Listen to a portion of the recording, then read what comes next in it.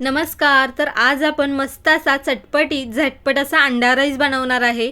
तर त्यासाठी कढईमध्ये थोडं तेल घेतलेलं आहे. तेल गरम झाल्यानंतर बारीक चिरलेला कांदा, आलं लसूण पेस्ट, हिरवी मिरची, बारीक चिरलेला टोमॅटो घालून चांगलं तेलामध्ये परतून घेतलेलं आहे. आता यामध्ये थोडं लाल तिखट, गरम मसाला, धणा पावडर, चवीनुसार मीठ घालू आणि लाल तिखट तेलामध्ये परतून घेऊ. परतून झाल्यानंतर 2 फोडलेली अंडी घालू आणि आपण जशी अंडा भुर्जी करतो त्या पद्धतीने भुर्जी तयार करून घ्यायची आहे किंवा ही अंडी मसाल्यामध्ये मिक्स करून घ्यायची आहेत. आता यामध्ये शिजवलेला भात घालू. जसा बिर्याणीसाठी आपण भात शिजवून घेतो त्याच पद्धतीने शिजवून घेतलेला आहे.